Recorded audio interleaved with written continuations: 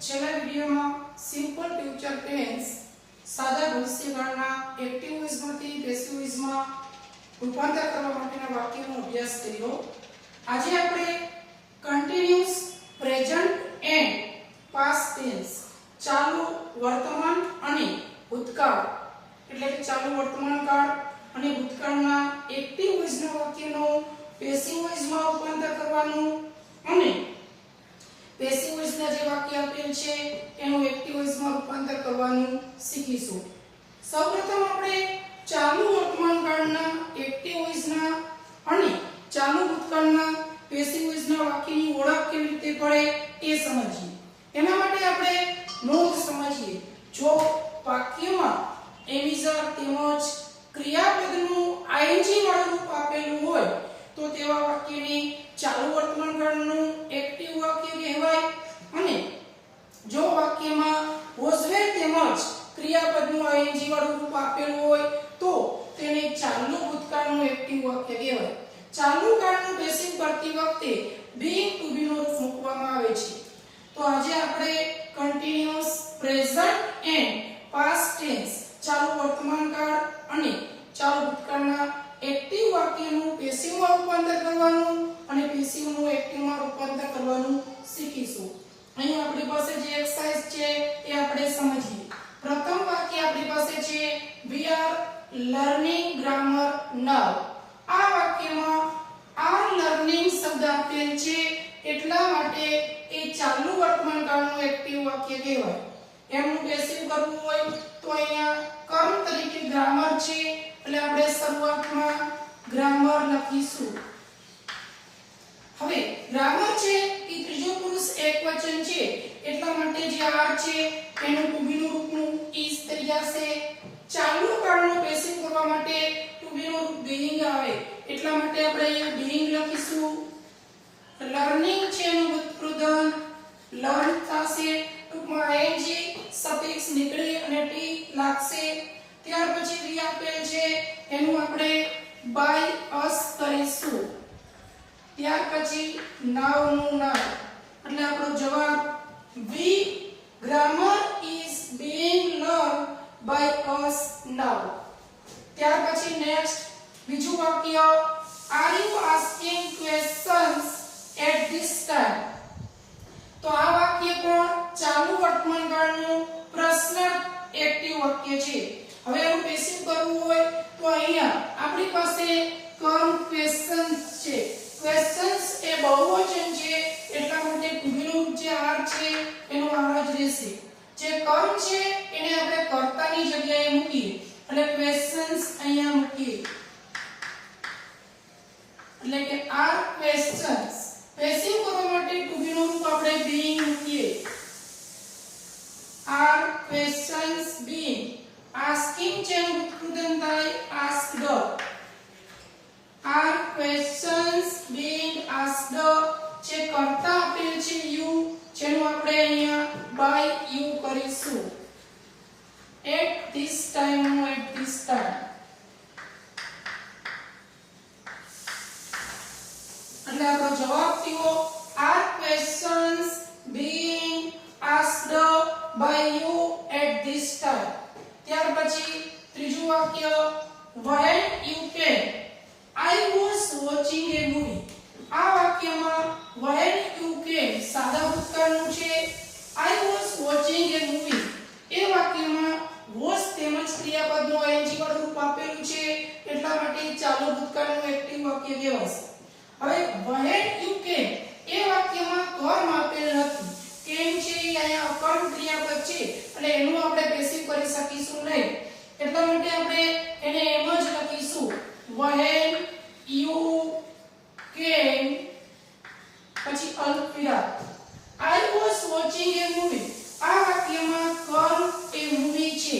એ movie કર્મ છે એટલે આપણે શરૂઆતમાં લખશું એ મૂવી.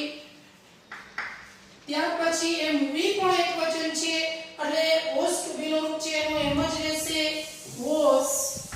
પેસિવ કરવા માટે to be નો રૂપ being. watching છે એનું ઉત્પાદન watched અને I આપેલું છે એનું by me એટલે આપણું વાક્ય બન્યું when you came એ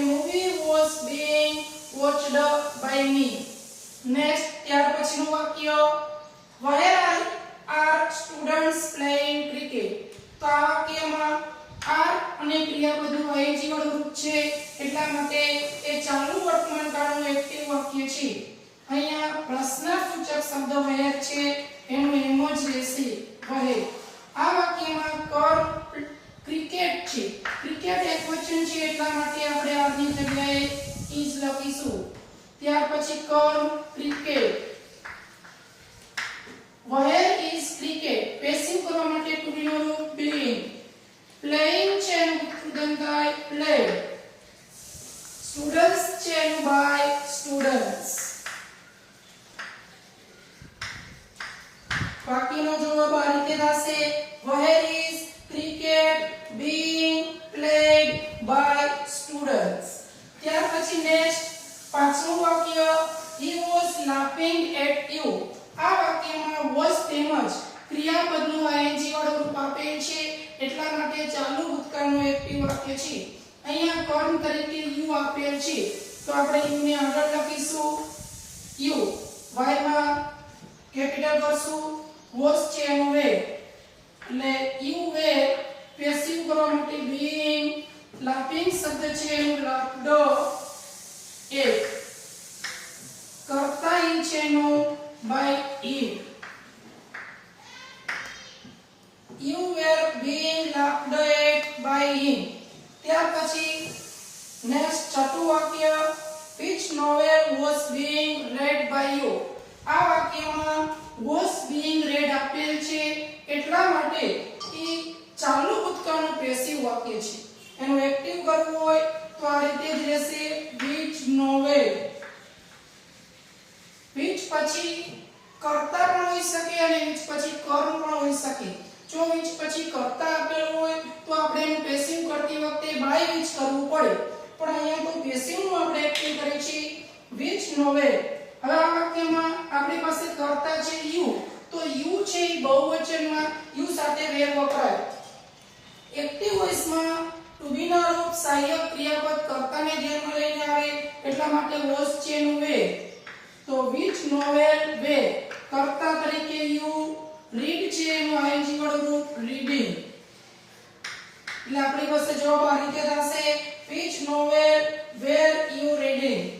ત્યાર પછી સાતમું વાક્ય what were you doing when I came.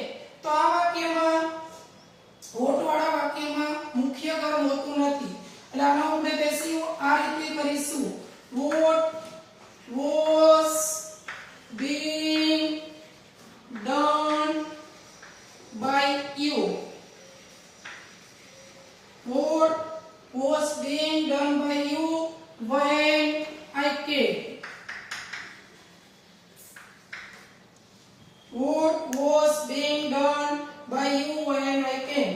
તો આ વાક્ય પણ ચાલુ ભૂતકાળનું હતું. ત્યાર પછી who is singing songs now. તો આમાં is singing શબ્દ છે એટલા માટે ચાલુ વર્તમાન કાળનું એક્ટિવ વાક્ય છે. હવે who વાળા વાક્યનું પેસિવ કરતી વખતે by whom થાય છે એટલા માટે આપણે અહીં શરૂઆતમાં લખશું by whom. આ વાક્યમાં કર્મ songs છે. songs બહુવચન છે એટલે આ લખીશું by whom are songs. Passive કરવા માટે being. singing છે એનું ઉત્પાદન sung now. by whom are songs being sung now. ત્યાર પછી નવમું વાક્ય what are you learning now. what વાળું એક્ટિવ વાક્ય છે ચાલુ વર્તમાન કાળનું એનું પેસિવ આ રીતે કરશું what is being learned by you now. what is being learned by you now. ત્યાર પછી નેક્સ્ટ 10મું વાક્ય why are they throwing papers here.